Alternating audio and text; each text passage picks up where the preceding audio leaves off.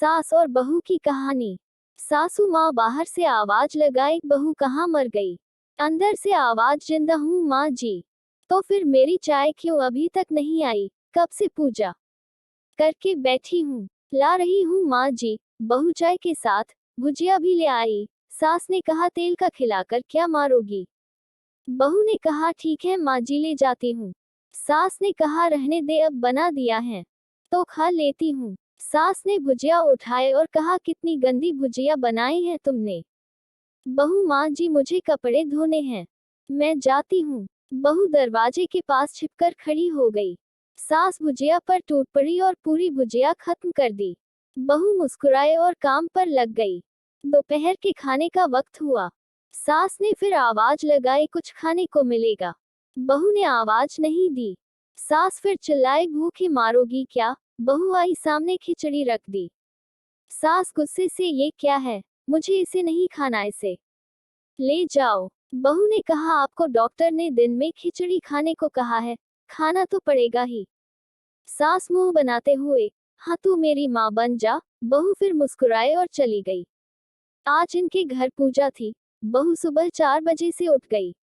पहले स्नान किया, फिर फूल लाए, माला बनाई, रसोई साफ की, पकवान और भोज बनाया। सुबह के 10 बज गए।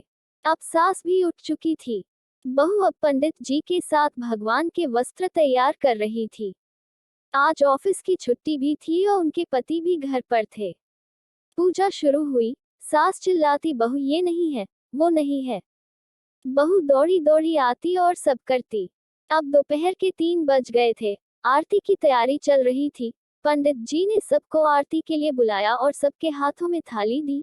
जैसे ही बहू ने थाली पकड़ी, थाली हाथों से गिर पड़ी। शायद भोज बनाते हुए बहू के हाथों में तेल लगा था, जिसे वो पोंछना भूल गई थी। सारे लोग तरह तरह की बातें करने लगे।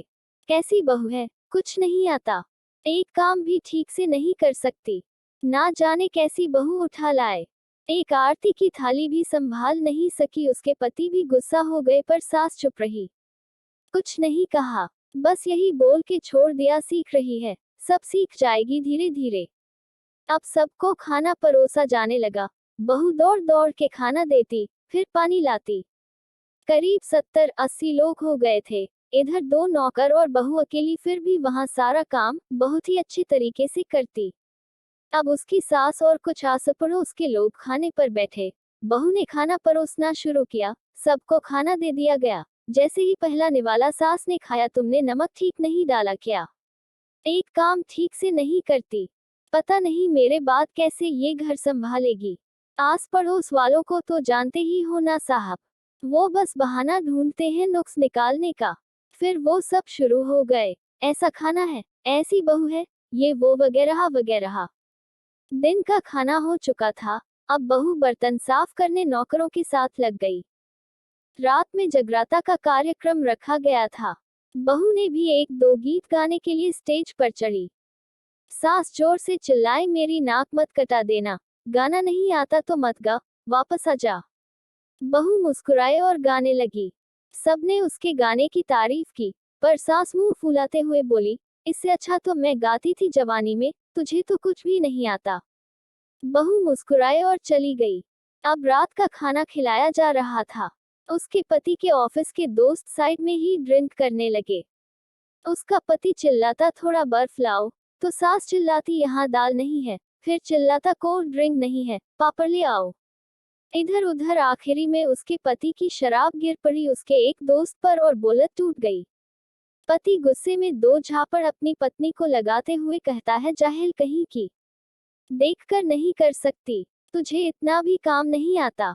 सारे लोग देखने लगे। उसकी पत्नी रोते हुए कमरे की तरफ दौड़ी। फिर उसके दोस्तों ने कहा, क्या यार, पूरा मूड खराब कर दिया, यहाँ नहीं बुलाया होता, हम कहीं और पार्टी कर लेते। कैसी अनपढ़ गंवार बीवी ला रखी है तूने, उसे तो मेहमानों की इज्जत और काम करना तक नहीं आता, तुमने तो हमारी बेइज्जती कर दी। अब आस पड़ोस की औरतों को और बहाना मिल गया था।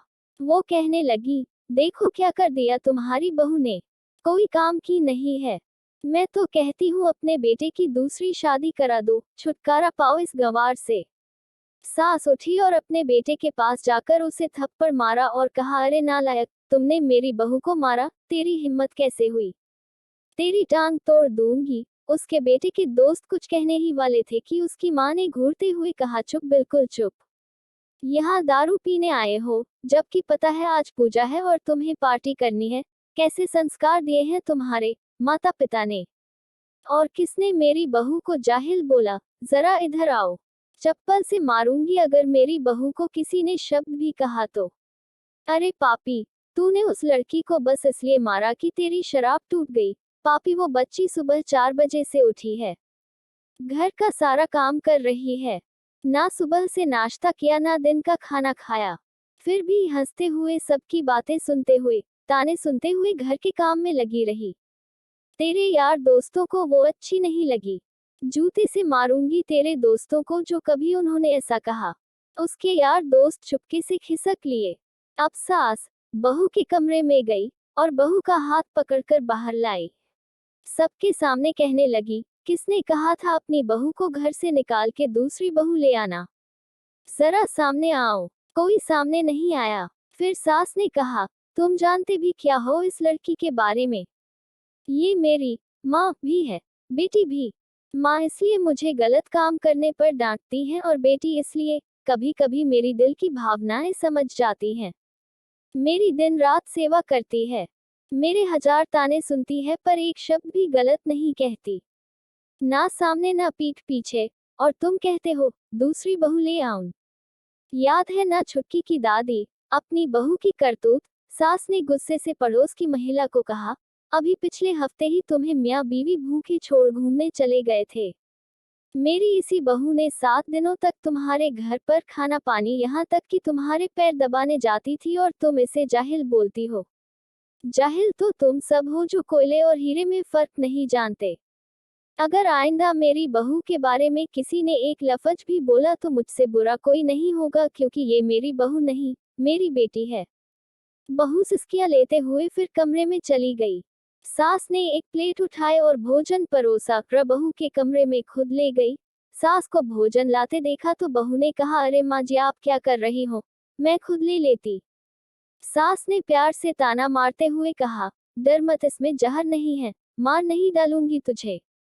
तुझे नई सास चाहिए होगी, पर मुझे अभी भी तू ही मेरे घर की बहू चाहिए। बहू ने अपनी सास को रोते हुए गले से लगा लिया।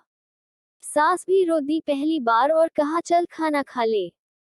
फिर मजाक करते हुए कहा, फिर मेरे पैर दबाने चले आना और ये ख्याल मन में मत लाना कि सास पैर बोलती है, किसी दिन मैं इसका गला दबा दूंगी, क्योंकि कभी मैं भी यही सोचती थी। दोनों खूब हंसने लगती हैं। प्लीज वीडियो पसंद आए तो लाइक और चैनल पर पहली बार आए तो सब्सक्राइब, कमेंट और अपने दोस्तों के साथ शेयर करना मत भूलना।